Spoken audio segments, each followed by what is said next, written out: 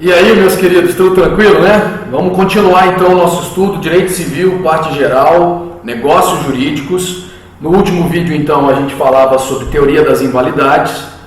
E agora a gente já está pronto, então, para começar o estudo dos defeitos do negócio jurídico em espécie.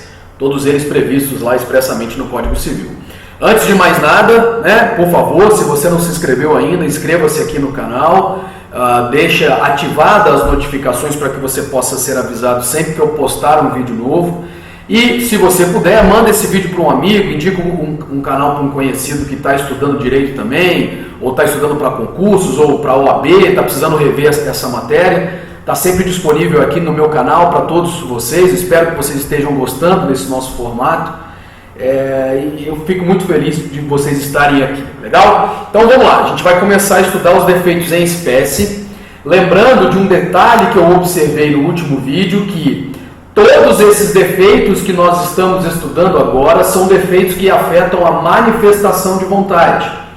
Então, de antemão, eu já queria fazer um combinado com vocês. Todos esses defeitos geram anulabilidade do negócio jurídico. Vocês vão ver que ao longo do vídeo eu vou te perguntar, e aí, qual é o efeito da presença desse defeito no negócio jurídico? Você vai me responder de pronto a anulabilidade, porque lembra, né, eu disse, todos os defeitos que afetam a manifestação de vontade geram anulabilidade, com exceção de apenas um, que é a simulação.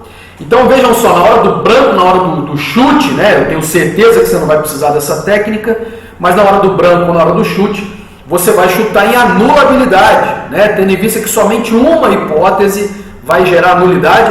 E outra coisa, estou falando com doutores agora, né? Vocês sabem exatamente a diferença entre nulidades e anulabilidades do negócio jurídico, tá? Então, todos esses defeitos aqui afetam a manifestação de vontade e, exatamente por isso, afetam somente interesses privados, né? E se assim o são, geram mera anulabilidade do negócio jurídico, vício relativo, invalidade relativa do negócio jurídico, com exceção, como eu já disse, do vício social, que é a simulação. Ao longo do estudo, né, dos próximos vídeos, você vai entender até o porquê, né, que o Código Civil fez essa escolha quando ele fala da simulação. Legal? Então, a gente vai seguir exatamente a sequência do Código Civil. Por favor, vá de Mac aberto aí na sua mesa de estudos, né? Deixa aí o seu caderno também, para que você possa ir acompanhando. Nós estamos nos referindo então aos artigos 138 e seguintes do Código Civil. Cada um deles vai prever expressamente cada um dos defeitos do negócio jurídico. Fechou? Então, o primeiro defeito que você vai conhecer é o erro, né? Erro. A previsão legal dele está lá no 138, no caput, mas eu vou te dar aqui uma definição didática, né? O que é erro? Então, anotem aí, quem gosta de anotar, a definição deste defeito do negócio jurídico que vai causar uma invalidade. O negócio não vai preencher o plano da validade do negócio jurídico. Vamos lá, o que é erro? O erro ocorre, é defeito do negócio jurídico, quando? Que se dá quando? A parte, por ignorância ou inexperiência, imagina uma realidade que não corresponde aos fatos. Então, esta é a definição didática de erro. Bastaria você ler o 138 do Código Civil, mas esta é a definição, né, mais acessível. Então, uma parte por ignorância ou inexperiência, ela no momento de celebrar o negócio jurídico, de manifestar a sua vontade, ela imagina uma realidade, imagina que está celebrando o negócio jurídico em determinadas circunstâncias, mas quando na verdade acaba realizando outro negócio jurídico ou um negócio com circunstâncias distintas daquela que ela imaginou, tudo bem? Então esta é a definição do erro. Atenção para alguns detalhes aqui. Quando eu digo ignorância, né, o substantivo derivado do adjetivo ignorante, eu não estou dizendo que a pessoa é estúpida, mas eu estou dizendo que a pessoa ignora, ela tem pouco conhecimento, ela não compreende a realidade que ela está diante, né? Por isso que ela é ignorante, né? Ou ela nunca celebrou aquele tipo de negócio, não está acostumada com aqueles negócios jurídicos e por isso ela incorre em erro. Então o primeiro dado é esse. Segundo dado, é muito comum você se esbarrar, né, com a expressão realidade putativa ou negócio putativo. Essa é uma expressão muito comum em direito, que vai aparecer até em outras searas dessa nossa ciência, como por exemplo o direito penal, né? Lá me lembro que vocês estudam a legítima defesa putativa. Então veja que é uma expressão que se aplica a diversas áreas. Que ideia é essa de putativa, né? Uma realidade putativa? Realidade putativa é aquela realidade que é imaginada, uma situação que é fantasiosa, que, como eu disse, não corresponde aos fatos. Então você pode dizer que há erro quando há uma realidade putativa ou um negócio putativo, né? A pessoa, por ignorância ou inexperiência, imagina celebrar um negócio jurídico ou um negócio jurídico com determinadas circunstâncias, quando na verdade acaba realizando outro ou com outras circunstâncias. Legal? Por isso, realidade putativa é uma expressão que você pode encontrar aqui também. E um terceiro detalhe nessa introdução, nesse conceito, né, que tem que ficar muito claro para nós, é a questão do próprio teor, né? Qual é o elemento essencial do erro, o que marca o erro e, na verdade, o que diferencia o erro do dolo, que é o nosso próximo negócio jurídico, ou melhor, defeito do negócio jurídico a ser estudado. O elemento crucial do erro, né? A essência do erro, a natureza do erro, é a boa-fé. Esse é um dado muito importante para que nós diferenciemos o erro do dolo, apesar de que essa diferença, eu vou comentar isso daqui a pouco, né, lá dentro do dolo, está somente no campo axiológico, no campo dos valores. A pessoa incorre em erro, ok? Por isso que eu digo que o elemento crucial do erro é a boa-fé, ou seja, ela não é enganada, ela não é levada ao erro, ela não é induzida ao erro. Né? Quando a gente está diante do erro, este primeiro defeito do negócio jurídico, nós estamos diante de um defeito que é, entretanto, calcado na boa-fé.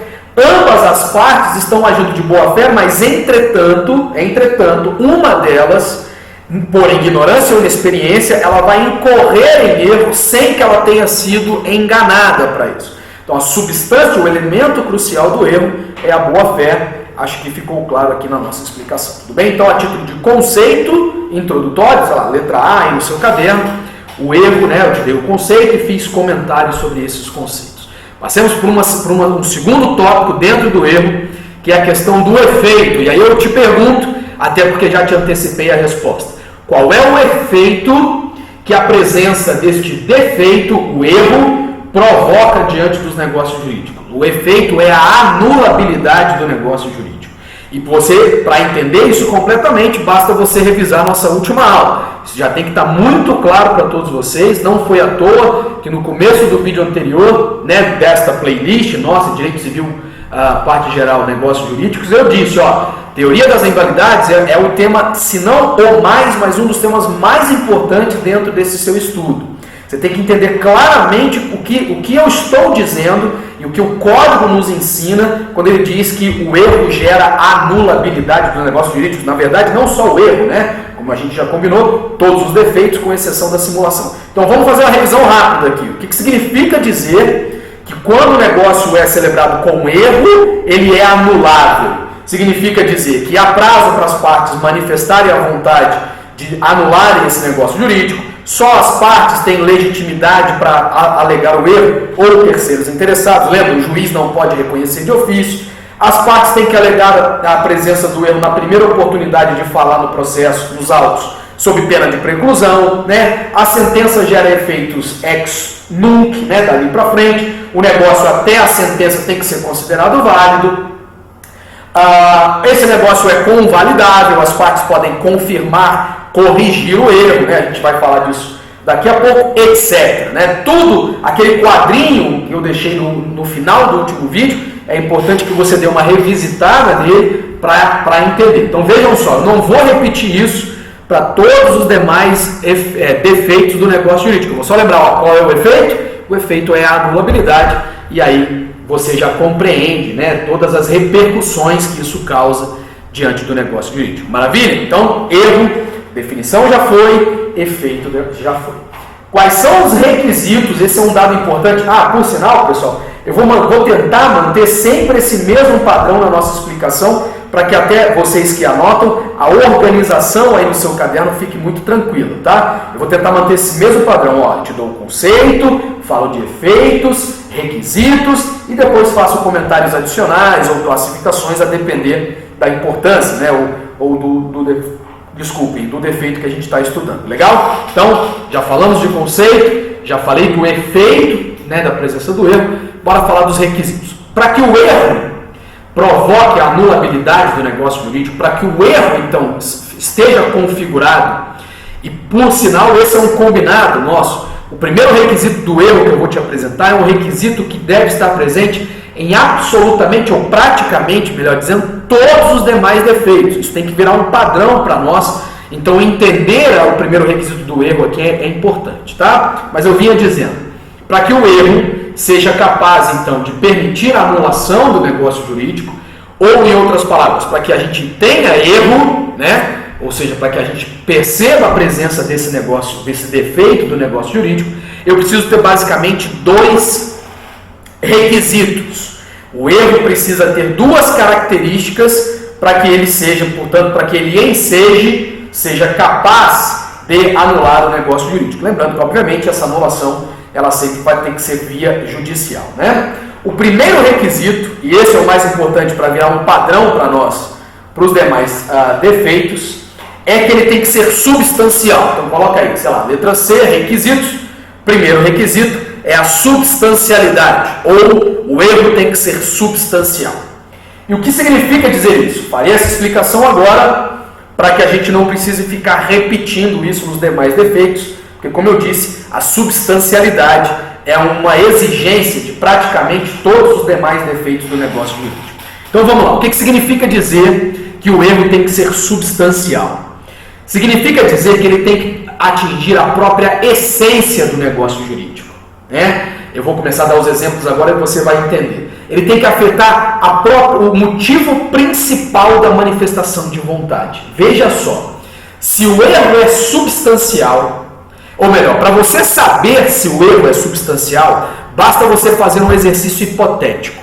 Basta você se perguntar assim, ó, se a parte que incorreu em erro soubesse daquela realidade imaginada, ou seja, soubesse que está praticando o negócio jurídico com erro, está incorrendo em erro, teria ela praticado, celebrado aquele negócio jurídico? Se você disser que não, ou seja, se ela soubesse do defeito, não teria praticado o negócio, esse erro é substancial. Esse erro atinge a própria essência da manifestação de vontade. E, portanto, ele gera a anulabilidade do negócio jurídico. Se você nessa pergunta se responder assim, sim, a parte teria celebrado o negócio, mesmo que ela soubesse do defeito, talvez de uma outra forma, talvez por um preço mais barato, talvez com uma outra circunstância, aí este erro não é substancial, esse erro é acessório, esse erro é só um detalhe, e ele, portanto, não permitirá a anulação do negócio jurídico, dará à parte tão somente o direito a uma compensação, por exemplo, pelo abatimento do preço, uma compensação, por exemplo, em perdas e danos. Vamos entender essa explicação com um conceito, que aí eu te dou também um exemplo, ou melhor, não um conceito, um exemplo, que aí eu te dou um exemplo de. Vamos supor o seguinte, eu acabo de adquirir a minha primeira fazenda. Eu sempre fui um grande apaixonado pela atividade agrícola, mas eu não entendo absolutamente nada de atividade pecuária. Nada, não entendo nada, tá? Não tenho acesso à informação, eu sou um apaixonado por vacas e bois e touros, mas eu não entendo desse negócio. E aí eu comprei uma fazenda, né? Recebi lá uma herança e comprei a minha primeira fazenda e resolvo então comprar o meu primeiro plantel de vacas leiteiras. Vou até a fazenda de um amigo, ele tem, de uma pessoa, né? Ele tem lá vacas e bois, e eu que não entendo de vaca e boi, vou lá e compro 1000 vacas, acredito que estou comprando 1000 vacas, para que essas vacas sejam então as reses que vão produzir o leite na minha fazenda. O que ocorre? A pessoa que está do lado de lá não sabe dessa minha experiência. A pessoa que está do lado de lá, eu não comento com ela que eu quero produzir leite, Eu simplesmente vou lá e digo, olha, eu quero então 1000 vacas, 100 vacas, que seja do seu rebanho, ou melhor dizendo, eu quero esses 100 animais aqui, né? Não digo vaca para não haver nenhum problema de má fé. A pessoa acredita que está me vendendo, portanto, que eu entendo daquele negócio e me vende 100 bois.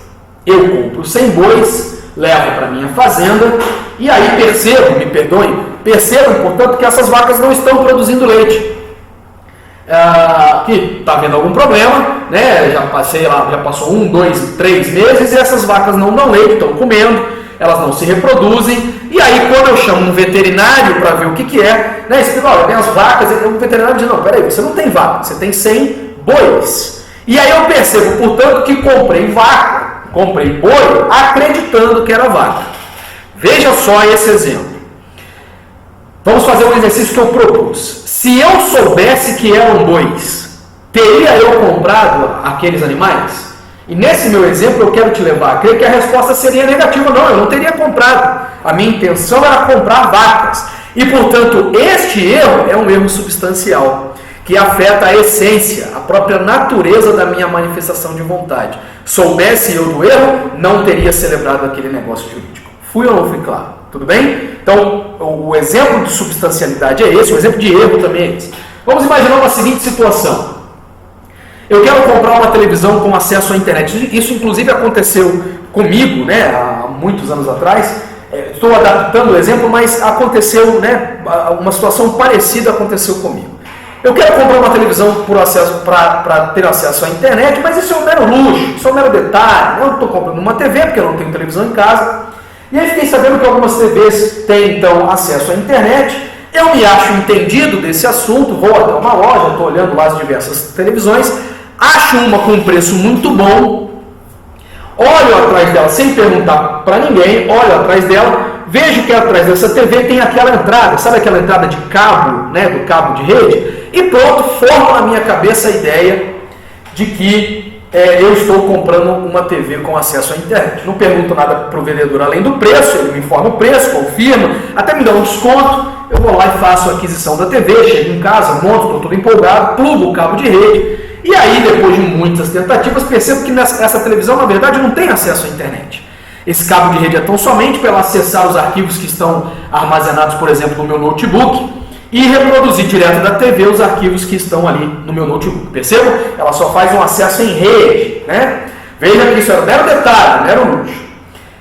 Soubesse eu que eu não estava comprando uma TV com acesso à internet, lembrando, um mero detalhe, um mero luxo que eu queria, teria eu celebrado o negócio jurídico? Olha, você pode dizer assim, então teria. Talvez você não teria comprado exatamente aquela televisão, ou teria pedido um desconto naquela TV, mas você teria comprado porque o preço estava bom, estava acessível dentro do seu orçamento, você teria celebrado. Veja, este erro não é substancial.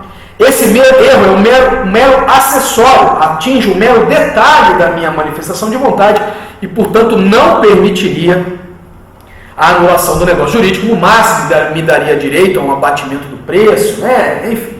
Veja, vou até dar mais um exemplo. Suponhamos que eu esteja comprando uma televisão que tem que ter acesso à internet porque ela será utilizada no meu escritório. No meu escritório para que eu possa fazer teleconferências com clientes, uma grande empresa, uma empresa que é cliente minha, lá no estado de São Paulo. Eu quero instalar aqui no meu escritório, na sala de reuniões. Eu preciso que ela tenha acesso à internet para que eu baixe aplicativos que vão fazer aí a videoconferência. E aí, sem ser induzido ao erro, sem perguntar para ninguém, adquiro a televisão acreditando piamente que ela tinha acesso à internet e depois da instalação percebo que ela não tinha. Veja, esse erro é um erro substancial, um erro que afeta a própria essência do negócio jurídico e, portanto, este sim permitiria a anulação do negócio. Legal? Então, o primeiro requisito do erro é a substancialidade. Aproveito para reforçar a ideia de que este requisito vai aparecer praticamente em todos os defeitos do negócio jurídico que a gente vai estudar a partir de agora. Para que os defeitos permitam a anulação do negócio jurídico, absolutamente todos têm que ser substanciais, ou seja, afetar a própria essência do negócio. Se afetar um mero detalhe, não vai permitir a anulação do negócio jurídico, a não ser um mero abatimento no preço ou indenização por perdas e danos. Combinado? Então, pronto. Esse foi o primeiro requisito. Segundo requisito do erro, é que ele tem que ser excusável. Esse é muito legal, né? Esse pede para que o juiz olhe para o caso concreto, analise as partes envolvidas e se pergunte, primeiramente, ou seja, primordialmente, se a parte que incorreu em erro deveria conhecer o erro que está cometendo, tinha condições de não errar. Se o juiz entender que a parte que incorreu em erro, que o erro dessa pessoa, a ignorância ou a inexperiência, justifica o erro, aquele erro é excusável. Eu vou usar até um neologismo, uma palavra que talvez sequer exista, mas aquele erro é desculpável. E se ele é desculpável, justifica a anulação do negócio jurídico. Ora, se a parte não era ignorante ou inexperiente, deveria conhecer o negócio que está celebrando, mas foi descuidada, foi tão somente negligente, esse erro não é excusável e, portanto, não vai permitir a anulação do negócio jurídico. Muito simples você entender isso. Veja só, eu, Jorge, considere a mim professor de direito, doutor em direito e advogado, né? Estou contratando um advogado ou contratando uma assessoria jurídica. Ora, eu conheço aqueles negócios, eu tenho todas as condições para entender aquele negócio que eu celebro, mas sou descuidado, assino lá o contrato, não percebo uma cláusula que é importante por mera negligência minha e depois quero alegar numa ação que incorri em erro, que não imaginei, que fui ignorante ou sou inexperiente. Ora, não é possível admitir essa minha alegação porque eu tenho conhecimento, tinha condições ou deveria ter condições de conhecer todas as circunstâncias do negócio jurídico.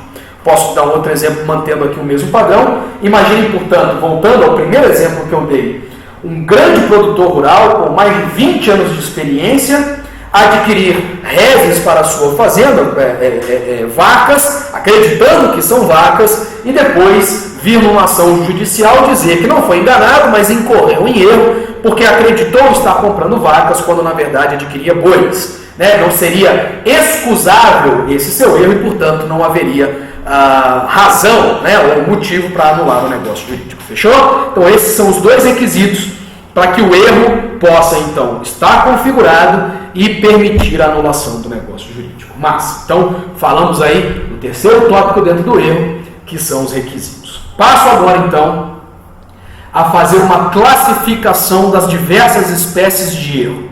Né? Essa classificação é importante, não só para que você conheça a classificação, não é suficiente, não é só para isso, mas que numa eventual ação sua, você que está fazendo aí, por exemplo, uma segunda fase da OAB, que está se preparando para algum teste, para algum exame, para que você conheça, né, até para que você use uma argumentação mais robusta, tá?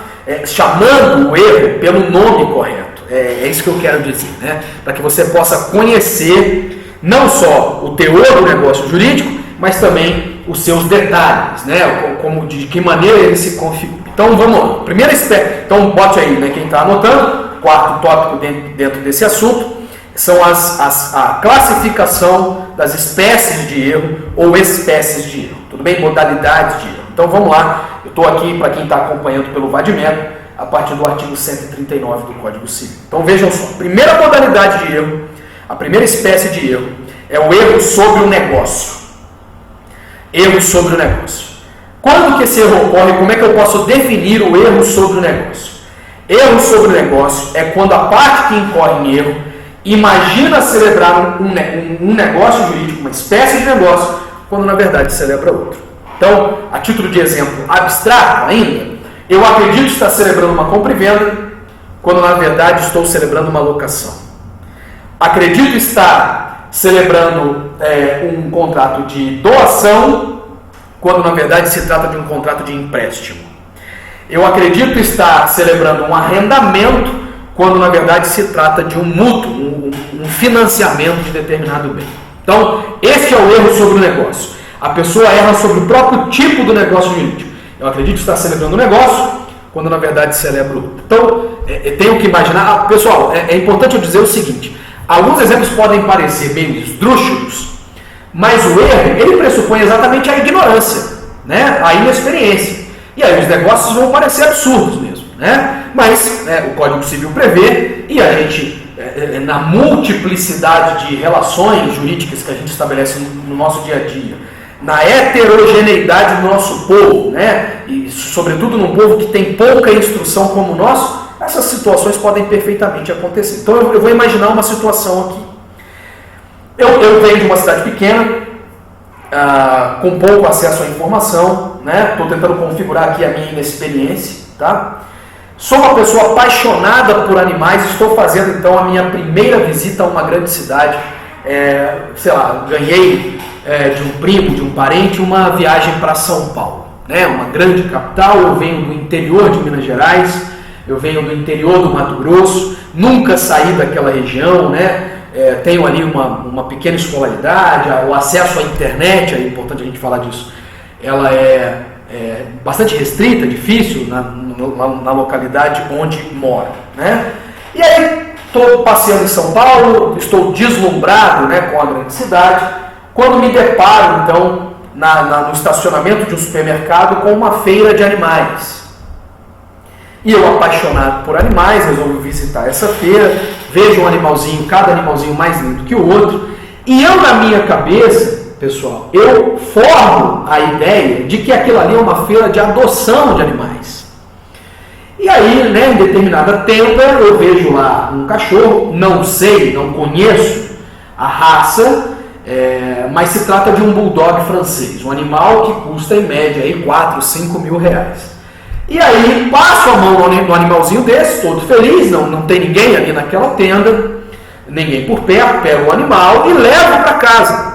Quando acredito, então estou piamente acreditando que celebrei, né, com, enfim, o organizador daquela feira, um contrato de doação, né? Fui o donatário de um animal daquele. Acontece que na entrada da feira, então, as pessoas deixavam seus registros, nome, endereço, telefone, nome, e-mail e telefone, e aí, passado 1, 2 dias da feira, eu recebo um telefonema. E nesse telefonema a pessoa se identifica, aqui é o fulano, eu sou criador de animais, então você esteve numa feira, sim, estive aí e tal, inclusive adotei um cachorrinho. E ele diz, então, meu amigo, é exatamente por isso que eu estou te ligando, nós não estávamos doando esses animais estavam sendo vendidos. E esse animal, particularmente, que você, né, crê ter adotado, vale 5 mil reais. Vejam só, eu erro sobre o próprio negócio, né? Eu acho que com o exemplo ficou bastante claro. Acredito estar celebrando uma doação, quando na verdade celebro uma compra e venda. Legal? Então aí o Código Civil então, vai prever essa modalidade de erro, essa primeira modalidade que é o erro sobre o negócio, e vai dizer que ele, como a gente já sabia, que ele é convalidável. Que as partes, então, podem convalidar esse negócio jurídico pela confirmação. Nesse meu exemplo, o donatário pode, então, concordar com o pagamento do preço, né, convalidando essa compra e venda, né, era uma doação imaginada, mas convalidando a compra e venda, ou a parte prejudicada, nesse caso o dono do animal, o doador, pode confirmar a doação. Ele ficou com dó de mim e falou, não, meu amigo, eu fiquei compadecido com a sua história, né? Eu sei que você é uma pessoa inexperiente, então como um presente pela sua primeira visita em São Paulo, eu estou te doando esse animal. Veja, as partes podem confirmar esse negócio jurídico. Afinal de contas, como vocês já entenderam na aula anterior até, esses defeitos são relativos, né? Eles só afetam os interesses privados e podem ser, então, confirmados pela parte. Tudo bem? Então, a primeira modalidade de erro é essa, o erro sobre o negócio. Segunda modalidade de erro, o erro sobre o objeto. Vamos dar uma definição sobre o erro, uma definição do erro sobre o objeto. Erro sobre o objeto ocorre, então, quando a parte ignora características do próprio objeto negociado. A parte erra ao imaginar que o negócio tenha certas características, quando na realidade ele tem outras características. Ele acredita estar celebrando um negócio jurídico sobre determinado objeto, quando na verdade está celebrando um negócio sobre outro. Então, é o exemplo que eu te dei mais cedo, quando eu acredito estar comprando uma vaca e na verdade compro bois. Eu acredito estar comprando uma Ferrari, quando na verdade estou comprando uma mera réplica, né? Um Fusca que foi adaptado, né, com um chassi com fibra de vidro para imitar uma Ferrari. Veja só, eu erro sobre o próprio objeto. Lembrando, para ser erro, eu não posso ser induzido ao erro, né? Eu erro por ignorância. Eu estou de boa fé, imagino uma realidade, quando na verdade estou celebrando um negócio com outra circunstância em outra realidade. O que eu queria chamar a atenção dos senhores e senhoras aqui? Eu vou fazer então comentários sobre essa segunda modalidade de erro. Esse é um dado importantíssimo, tá? Primeiro detalhe, nós temos que diferenciar o erro sobre o objeto do vício redibitório. Vou repetir a palavra, que é uma palavra diferente. Erro sobre o objeto do vício redibitório. Vício redibitório está previsto lá dentro do capítulo dos contratos do Código Civil, lá no artigo 441. Vício redibitório também pode ser chamado de defeito oculto, né? Vício redibitório, então, é um defeito oculto, um defeito mesmo que o objeto tem. O objeto está estragado, para eu ser um pouco mais claro. Mas esse estrago, esse defeito é oculto, as partes não percebem, ambas as partes não sabem, eu vou explicar isso daqui a pouquinho, da presença daquele defeito. Então, por que a gente está comparando? Eu costumo sempre dizer isso nas minhas aulas. Nós só comparamos duas coisas quando primeiro elas são parecidas. Veja o raciocínio que eu quero fazer. Um raciocínio lúdico, mas é importante. Seria ilógico tentar comparar uma formiga com uma melancia. Porque sequer são seres, coisas que se parecem. Mas é possível, há uma razão em se comparar uma formiga com uma aranha. Ambas pertencem ao mesmo reino, dos insetos. Ambas têm, 8 ou 6 patas. Eu não entendo de formigas nem de aranhas. Então há algumas semelhanças. A ciência nos mostra isso. Só há porque comparar dois institutos, duas coisas, dois objetos de estudo, quando eles primeiro se parecem, para que depois nós possamos, melhor dizendo, diferenciá-los. Então, o primeiro comentário que eu quero fazer com vocês aqui é o do porquê que nós estamos comparando o erro sobre o objeto com o vício redibitório. Ora, porque ambos calcam-se na boa fé. Ambos dão a ideia inicial de uma realidade imaginada. Qual realidade imaginada no erro? Que o objeto tem certas características, quando na verdade tem outras. Qual realidade imaginada no vício redibitório? Por sinal, a pretensão não é estudar o vício redibitório, a pretensão não é esgotar o estudo do vício redibitório, porque o vício redibitório é um assunto que você vai estudar lá dentro do direito dos contratos. Você que já estudou todo o direito civil sabe que você estuda isso mais para frente. Você que está começando comigo agora, saiba que você vai estudar esse instituto lá dentro de direito dos contratos. Mas eu vinha dizendo, no vício redibitório há também uma realidade imaginada, uma realidade putativa. Qual? Aqui o objeto está em perfeitas condições, quando na verdade ele tem um defeito, mas esse defeito é oculto. Então, os dois institutos se parecem porque em ambos há a ideia da boa-fé e da realidade putativa. Mas onde eles se diferenciam? Olha como é que é fácil. Na verdade, são duas diferenças. Uma vai dar razão à outra. A primeira diferença é que no erro sobre o objeto, não há defeito no objeto. O objeto está perfeito, mas ele tem outras características. Tudo bem? Ele é um objeto diferente daquele que a parte, ele tem circunstâncias ou características que a parte imaginou ser, quando na verdade não era. Então, não há que se falar em defeito. No vício redibitório, eu tenho um objeto que contém um defeito, ele está estragado, para eu ser mais claro. Então, a primeira diferença é essa. E aí veio, portanto, no erro sobre o objeto, eu tenho vício na manifestação de vontade, o que gerará, então, a possibilidade da anulação do negócio jurídico, obviamente, lembrando, se preenchidos os requisitos de substancialidade e excusabilidade que a gente já falou antes. Então, eu tenho aqui a possibilidade, então, de anular o negócio jurídico. Esse é o erro.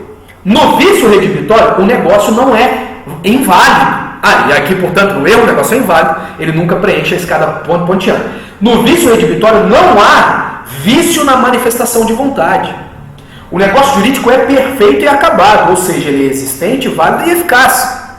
O que haverá tão somente é um defeito, um estrago no objeto, e aí, portanto, a parte terá direito a exigir que aquele objeto seja reparado ou exigir indenização por perdas e danos. Portanto, no vício redibitório, o negócio é válido. Só há, então, direito às perdas e danos. No erro sobre o objeto, o negócio é anulável. E exatamente por isso que poder-se-á buscar o seu desfazimento. Fui claro? Não há uma primeira proximidade entre erro sobre o objeto e vício redibitório, mas depois você percebe que são institutos completamente diferentes, distintos, tudo bem? Então este é mais um comentário sobre o erro sobre o objeto. Outro detalhe também, pessoal, é o erro que agora fica fácil, porque a explicação fica muito próxima do vício redibitório, que é o erro sobre o objeto do fato do produto, do artigo 18 lá do Código de Defesa do Consumidor. Né? Na verdade, do artigo 12 do Código de Defesa do Consumidor. Fato do produto. Vício, não fato do produto. Vício do produto mesmo, do artigo 18. Fato é quando o produto gera um prejuízo. Estou falando só de um defeito do produto. Vejam só. Erro sobre o objeto. Realidade imaginada, a parte imagina uma circunstância que não corresponde aos fatos, o objeto tem outras características, e não há que se falar em defeito do objeto aqui. O objeto não está estragado. A parte só imagina uma realidade que não corresponde aos fatos. Por isso o negócio é anulável. Vício do produto, defeito perceptível. O negócio jurídico está estragado. Oh meu Deus, o objeto adquirido pelo consumidor tem um defeito. Então eu comprei um tênis e ele descola a sola. Veja só, o negócio jurídico foi perfeito e acabado. Não há que se falar em invalidade aqui. O que o artigo 18 vai prever? A obrigação do fornecedor de reparar ou substituir o objeto, ou do consumidor não feito o reparo em 30 dias, do consumidor exigir uma substituição do objeto por outro equivalente, ou, como última alternativa, exigir a devolução do seu dinheiro. Veja, aqui eu tenho inadimplemento contratual, é isso que eu estou te dizendo, né? Enquanto no erro sobre o objeto eu tenho, portanto, vício na manifestação de vontade, negócio jurídico anulável. Massa demais, né? Dois institutos também completamente diferentes, não se aproximam, né, inicialmente, mas são completamente distintos depois. Erro sobre a pessoa. Próxima modalidade de erro. Erro sobre a pessoa. Este um efeito do negócio jurídico crucial para o direito das famílias, né? Crucial para os negócios jurídicos intuito personae ou personalíssimos, que é um assunto que você vai estudar dentro do direito das obrigações, né? Geralmente no semestre seguinte a que você termina a parte geral, ou você que já é formado, você que está revisando essa matéria, você já conhece esse assunto, né? Os negócios, as obrigações intuito personae ou as obrigações personalíssimas, que você, obviamente, estudou dentro de direito das obrigações.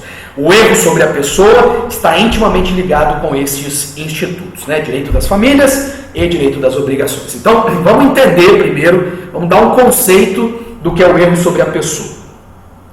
O erro sobre a pessoa ocorre quando eu acredito estar celebrando um negócio jurídico com uma pessoa que tem determinadas características, portanto eu considero as características dessa pessoa para celebrar um negócio jurídico, e na verdade estou celebrando um negócio jurídico com outra pessoa, né? Um negócio jurídico que eu celebro com pessoa diferente daquela com a qual que eu imagino estar negociando, tá?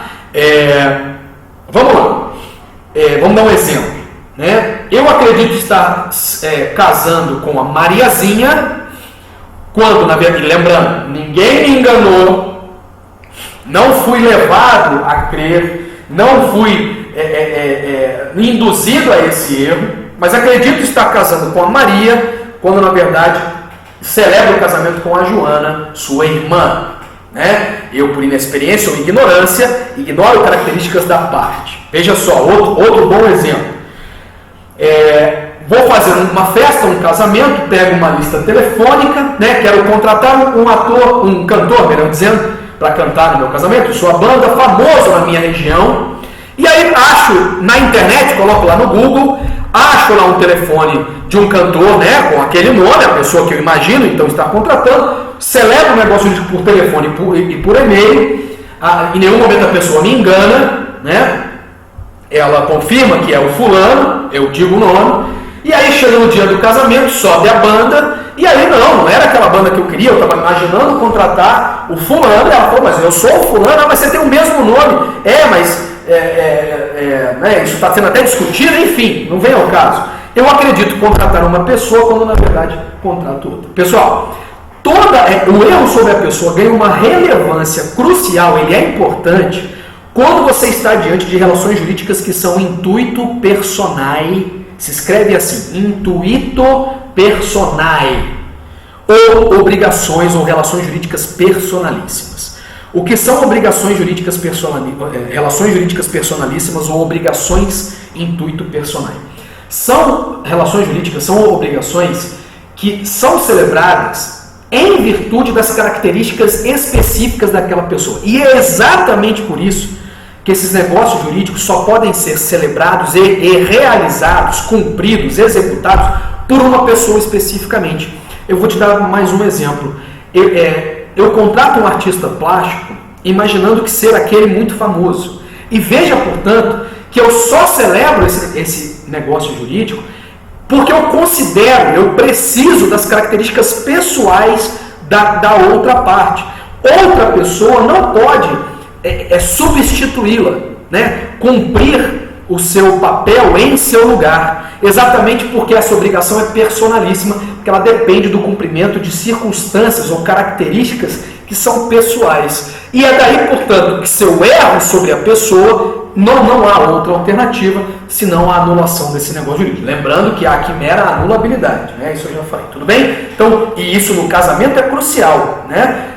Não quero aqui me imiscuir no direito das famílias. Lá em direito das famílias vocês vão estudar a possibilidade da anulação do casamento, como é que se dá a anulação do casamento, em quais circunstâncias, mas o erro sobre a pessoa é um motivo que, ao menos em lei, está previsto. Quando eu ignoro características do nubente, ou seja, da minha noiva ou do meu noivo, e quando depois tenho conhecimento dessas características, se elas forem substanciais, o grande detalhe é esse, se elas atingirem a própria essência da minha manifestação de vontade, ao invés do desfazimento do casamento pelo divórcio, eu posso buscar a anulação deste negócio jurídico, que é o casamento, da anulação e não o divórcio. Vocês vão estudar isso com maior importância lá dentro do direito das famílias, ou você que já é formado, já está estudando isso há mais tempo, já estudou as hipóteses de anulação do casamento previstas no Código Civil, quase absolutamente, quase todas elas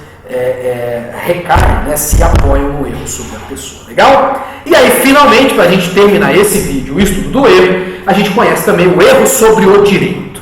Esse aqui, o mais conturbado de todos, vocês vão entender agora por quê. Deixa eu te dar um conceito logo então, de pronto, sobre o erro, do que seria erro sobre o direito. O que é erro sobre o direito? Erro sobre o direito ocorre quando a parte que incorre em erro, erra na própria interpretação da norma jurídica. Ela está celebrando um negócio jurídico que acredita estar celebrando realmente. Ela não ignora características do objeto, ela não ignora a característica das pessoas. Mas basicamente ela erra na interpretação da norma. Basicamente ela acredita que aquele negócio é permitido, quando na verdade ele é proibido. Tudo bem?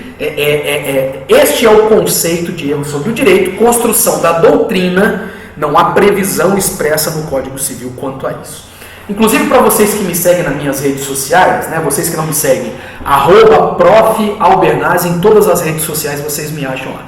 Mas especialmente no Instagram, creio eu, lá nos anos de 2018, eu postei um vídeo que pode servir de exemplo aqui para a nossa situação. Uma situação muito curiosa, verdadeira, está lá no meu vídeo. Eu vou adaptá-la para o exemplo, para que vocês entendam essa situação. Numa cidadezinha pequena, né, e essa é a história que está lá no vídeo, numa cidade pequena, brotou uma planta lá na praça principal da cidade, e um belo dia uma pessoa resolveu colher algumas folhas dessa planta, fez um chá, e esse chá deixou essa pessoa melhor. Ela estava com dor de cabeça, ela sofria de dores crônicas, ela sofria de insônia. Essa pessoa começou a tomar aquele chá e ela se sentiu melhor. E aí essa pessoa vai e volta lá na praça, colhe uma muda dessa planta e começa a cultivar essa planta na sua casa. Depois de um certo tempo ela coloca uma placa, né, dizendo: vende-se mudas de, sei lá, ela dá um nome para aquela planta, de erva da praça, vende-se mudas de erva da praça. E aí a cidade toda, o vídeo mostra isso, é curioso demais, A cidade toda consome aquele chá com real, o chá lá do seu Jorge, ele realmente vende esse chá lá, cobra baratinho pelas folhas secas e tal, R$1 cada sachê, né, ou R$1 um quilo, e a cidade toda comercializa, os comerciantes começam a comprar de mim, então eu aumento a minha produção, e aí chega um momento então que alguém se atenta e me diz, Jorge, isso aí é maconha, isso aí é cannabis sativa. Você não pode produzir, inclusive, né, para todos vocês, sobretudo aqueles que já estudaram também direito penal, isso configura crime de tráfico, né, pelo menos o crime análogo ao tráfico, o cultivo, e também configura crime de tráfico a doação, né, a entrega, ainda que gratuita, fornecer para o consumo, ainda que gratuitamente, ao menos hoje, né, dia 30 de março de 2020, configura crime de tráfico de drogas, está prevista lá na lei de drogas.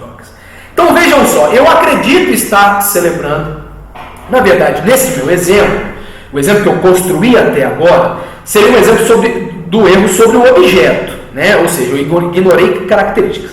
Mas vamos imaginar então uma evolução. E aí, portanto, eu paro de produzir, tá? Então pronto, já sei o objeto, paro de produzir, e aí estou acompanhando notícias na televisão, vocês também devem estar acompanhando notícias mais recentes, que a Anvisa liberou o canabidiol, né, etc e tal, e aí eu passo a entender, pela minha ignorância, pela minha inexperiência, na minha cabeça, então, eu acredito que a Anvisa liberou o consumo, né, de chá, ao menos de chá, ou do extrato da maconha, e passo a produzir, então, esse extrato e volto a vender esta erva. Quando, na verdade, está proibido, pessoal, né? Não houve a liberação total ainda do cultivo, da distribuição e do consumo do canabidiol, a não ser nas circunstâncias expressamente previstas lá na portaria da Anvisa. Vejam só, agora sim, eu erro sobre o direito. Eu sei que é maconha, então não é erro sobre o objeto. Estou vendendo e todas as pessoas que compram de mim sabem que estão comprando, portanto não é erro sobre o negócio. As pessoas sabem quem sou eu sei quem são as pessoas, não é erro sobre o objeto. Mas é erro sobre o direito, eu erro sobre a interpretação da norma. Tudo bem? A pergunta aqui é, o nosso ordenamento jurídico prevê e aceita a alegação do erro sobre o direito? Por sinal, alguns de vocês podem imaginar, não, mas eu já vi essa explicação dentro do direito penal, você também vai estudar lá na teoria do crime o erro sobre o direito também, né? O erro de tipo, né? Vocês vão estudar isso lá. E o raciocínio é muito parecido, né? Lá no direito penal como aqui também, apesar de hashtag civil é melhor que penal. Qual é a situação aqui? A situação é a previsão do artigo 3º da Lei de Introdução às Normas do Direito Brasileiro, anteriormente chamada de Lei de Introdução ao Código Civil. Então, para que você entenda isso, você tem que estar com a Lei de Introdução aí aberta. Vou te dar um tempinho para você ir lá enquanto eu faço a explicação aqui, ou, se você tiver dificuldades em navegar no seu código, no seu VADMEC, melhor dizendo, eu vou recitar aqui esse artigo 3º da Lei de Introdução. Mas o artigo 3º da Lei de Introdução, ele cria um grande pressuposto. Um pressuposto que todo mundo conhece o direito. Porque ele diz, em outras palavras, que ninguém se excusa de cumprir a lei alegando que não a conhece. Veja só, é um pressuposto. Numa negativa, eu posso dizer que o artigo 11 diz que todo mundo conhece a norma. Não é isso? Em outras palavras, é isso. Todo mundo conhece o direito, já que ninguém, portanto, pode alegar que desconhece a lei para não cumpri-la. Então eu não poderia dizer, olha, eu não sabia que era proibido para buscar a anulação desse negócio jurídico. Para buscar, não estou falando de crime, hein, pessoal. A repercussão penal disso você estuda lá em direito penal. Mas vamos imaginar que quem comprou de mim o chá volta querendo a devolução, dizendo, olha, fiquei sabendo que é proibido, toma de volta e eu quero meu dinheiro. E eu digo, não é proibido, está autorizado, essa pessoa quer o dinheiro de volta. Vamos supor, um grande supermercado comprou um grande lote de mim, sei lá, 10 mil reais desse produto, e quer o dinheiro de volta, quer o desfazimento do negócio, eu não aceito, e esse assunto é judicializado. Ou seja, o supermercado propõe uma ação anulatória de negócio jurídico por erro sobre o direito. Vamos à solução disso. Como regra, o erro sobre o direito não é aceito. Como regra, pela proibição do erro, na verdade, a proibição da alegação do erro sobre o direito, lá no artigo 3º da Lei de Introdução às Normas do Direito Brasileiro. Portanto, como regra, o erro sobre o direito não ensejará, não permitirá a anulação do negócio jurídico, tendo em vista, como eu já disse, que ninguém se escusa de cumprir a lei alegando que não a conhece. Tudo bem? Então, este é o primeiro ponto. Essa é a regra. E se há uma regra, no direito isso é maravilhoso, é porque há uma exceção. Qual a exceção? E essa exceção foi construída pela jurisprudência. Essa exceção não está prevista sequer no Código Civil, mas é um raciocínio de equidade. Um raciocínio que chama a aplicação da lei para o caso concreto. Né? É um raciocínio que chama o artigo 3º da Lei de Introdução às Normas do Direito Brasileiro para ser conjugado com o artigo 4º. O artigo 4º da Lei de Introdução que vai dizer que no aplicar da lei, na interpretação da lei, o juiz tem que se atentar aos fins sociais aos quais ela se dirige. Né? Esse é um dado importantíssimo. A equidade tem que iluminar a aplicação. Entende, pessoal? Porque assim, a lei é fria e abstrata. Ela não prevê situações concretas, ela não se preocupa com as situações que são mais peculiares. E é por isso que a jurisprudência vai construir uma situação aqui que vai permitir, de forma excepcionalíssima, este é o mesmo raciocínio que é parecido lá no direito penal, mas de forma excepcionalíssima, a aplicação do erro sobre o direito para ensejar a anulação do negócio jurídico. E me lembro de um exemplo também verdadeiro, para que vocês, ao final, deem uma pesquisada e deem uma olhada. Eu vou até deixar, eu não sei se é público, vou tomar um cuidado então, até pelas regras do YouTube, uma questão de direitos autorais, eu não vou colocar aqui no vídeo não, vou fazer referência aqui só na minha explicação, depois vocês façam uma pesquisa aí, certamente vocês vão encontrar essa notícia neste programa. Né? Que exceção é essa? Como é que essa exceção é tudo? O exemplo eu falo daqui a pouco. Como é que essa exceção foi construída? Olha, a jurisprudência vai dizer então que, analisando o caso concreto, sobretudo a pessoa ou as pessoas que incorrem no erro, e levando em consideração as suas circunstâncias, as suas características pessoais, ou seja, o seu nível de escolaridade, o seu nível de intelecto, né, o seu sexo, a região onde ela se encontra, a sua idade, ou seja, olhando para as características particulares dessa pessoa. Se for excusável, lembra da excusabilidade que a gente falou lá atrás? Se for compreensível, e se o juiz puder entender, ele não vai perguntar para a pessoa, mas se ele puder entender que aquela pessoa especialmente não tinha condições de conhecer a norma, de forma excepcional, o juiz pode aceitar a alegação do erro sobre o direito para anular o negócio jurídico. Pessoal, isso aqui é uma analogia com o artigo 152 do Código Civil, que vai falar da análise da potencial coercibilidade lá dentro de coação. Nós vamos estudar esse assunto ainda, mas vocês já podem dar uma lida no 152, porque vocês vão perceber que lá na coação, e que é um defeito do negócio jurídico também, o Código Civil chama o juiz para essa análise do caso concreto, chama o juiz para a análise da equidade. E a gente pode tomar emprestado, apesar do 152 não estar falando de erro, está falando só de coação, a gente pode chamar emprestado aqui e entender que em algumas situações o erro sobre o direito será possível. E aí eu te dou um grande exemplo para a gente encerrar com chave de ouro essa aula. Como eu disse, pesquisa na internet, por uma questão de direitos autorais, eu não posso colocar junto aqui do meu vídeo. Existia no quadro Fantástico da Rede Globo um programa, né, um quadro especial, no programa Fantástico, um quadro especial chamado Me Leva Brasil.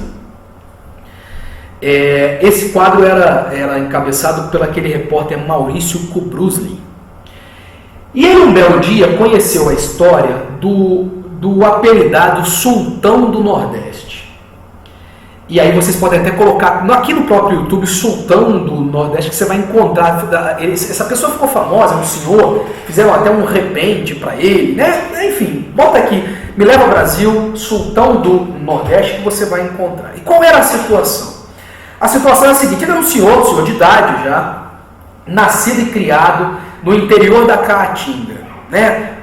com quase nenhum contato com a civilização, um cangaceiro, na verdade, um sertanejo na essência da palavra. Lavrava sua pequena terra, vivia ali da própria subsistência, sem luz elétrica, sem muito contato com a... Vejam essas características, vocês já entenderam o que eu estou destacando, né? E aí um belo dia ele conheceu uma moça, se casou com essa moça e teve lá 2, 3, 5, 6 filhos. Ocorre que um belo dia a cunhada desse senhor, a irmã da sua esposa, vem visitá-los, passaram um tempo ali na sua propriedade. A sua esposa saiu, sei lá para fazer o quê, e aí eles, né, rolou uma química entre o sultão do Nordeste e essa senhora. E ele também casou-se, né? Esse é o negócio, né? Ele casou-se com a cunhada, acreditando que aquilo ali é perfeitamente possível, né? E com ela teve também 2, 3, 5, 10, 8 filhos. E aí um belo dia a sogra desse senhor vem visitar. E aí, né, a matriz e a filial saem para fazer, sei lá, buscar água no açude. E rola ali uma química entre ele e a sogra. E ele também se casa com a sogra e tem lá 2, 3, 8 filhos com a sogra. Pessoal, pode parecer um absurdo, mas essa história é verdadeira. E aí vamos supor, então ilustrei a situação aqui. E aí, no detalhe, todos moram juntos, todos convivem, por sinal, a gente tem que ter muito tato para falar isso, né? Porque para nós que somos ocidentais, e sobretudo no nosso caso, no meu caso, né? Sou sudestino, nascido e criado aqui no Sudeste, isso pode parecer um grande absurdo, até afrontoso, né? Mas essas situações são muito comuns, pessoal, né? Sobretudo nos rincões aí do nosso país, né? Uma estrutura familiar, até uma estrutura social calcada no machismo, né? Onde o homem pode ter 2 ou 3 esposas e famílias até, e muitos sabem, né? E essas famílias sabem umas das outras. Vocês certamente vão me compreender, muitos de vocês podem até conhecer situações como essa. Vamos supor, então, para o nosso exemplo, que essas pessoas casem umas com as outras. Casem mesmo, celebrem casamento, né? Com um juiz de paz, por exemplo, ou um casamento religioso, seja lá de que maneira, e esse casamento é reconhecido. Vamos imaginar essa situação. E aí talvez um herdeiro, um terceiro interessado, num momento especificamente, venha para querer a anulação do segundo e do terceiro casamento, dizendo que esses casamentos são anuláveis porque as pessoas incorreram em erro. Erro não sobre o objeto, não sobre o negócio, mas não sobre as pessoas, mas sobre o direito. Elas imaginavam ser válidos, acreditar que a lei suportava aquela situação, quando a lei, na verdade, proibia. E aí você é o juiz da causa e você vai ter que dizer se esses casamentos... Vejam só, pessoal, eu sei que esses casamentos são nulos, né? Para você que já é um especialista em direito de família, eu sei que esses são negócios jurídicos que estão afetados por nulidade em virtude da sua impossibilidade jurídica. Eu sei disso, mas eu estou deixando isso de lado para a gente construir um exemplo da anulabilidade, né? Porque sempre a gente está vivendo essa... vai vir aqui um cara no comentário e dizer, mas professor, seu exemplo... Eu sei, né? A intenção é ser didático. Esqueçam a nulidade pela impossibilidade jurídica do objeto aqui. Vamos imaginar só o erro sobre o direito. Você, juiz da causa, olhando para essas pessoas e considerando como 152 pede por analogia aqui, suas características, suas circunstâncias, seu grau de escolaridade, a região onde mora, será que, poxa, a gente vai realmente dar valor absoluto, né? Intransigível ao artigo 3º da lei de introdução? E a resposta da jurisprudência não. A resposta da jurisprudência é que a gente tem que sim considerar circunstâncias especiais e excepcionais dessas pessoas e acatar a alegação do erro sobre o direito. Legal? Espero que vocês tenham compreendido esse exemplo. Qualquer dúvida eu estou à disposição aqui nos comentários. Mas, então é isso. O primeiro defeito do negócio jurídico foi o erro. Vejam que eu dediquei um tempo maior, fui mais devagar aqui no erro, para que a gente possa estabelecer alguns padrões. E aí agora, a partir deste vídeo, estudar o dolo, a coação, o estado de perigo, a fraude a credores e a simulação fica muito mais fácil, porque a gente já criou um padrão, a gente já fez todos os comentários importantes, né, que são aqui no erro, que vão se repetir guardadas as circunstâncias, nos demais efeitos do negócio jurídico. Se você chegou até aqui, espero que você tenha gostado da aula, deixe aqui o seu like, inscreva-se no canal, divulgue essa aula e esse canal para um amigo seu que está estudando, um amigo bacharel ou bacharelando, um amigo concurseiro, né, que está prestando aí a prova da OAB também, por exemplo, que tenha gostado. Deixa de ser anjo, estuda aí com o Vadimeco aberto, seu caderno, essa minha aula, a doutrina. Ficou alguma dúvida? Faça um comentário aqui que a gente continue estudando essa disciplina juntos, né, você e eu e quem estiver aqui assistindo, para que você possa cada vez mais melhorar em Direito Civil e nas demais disciplinas que eu estou aqui lecionando também. Espero que vocês tenham gostado, um grande abraço e até a nossa próxima aula.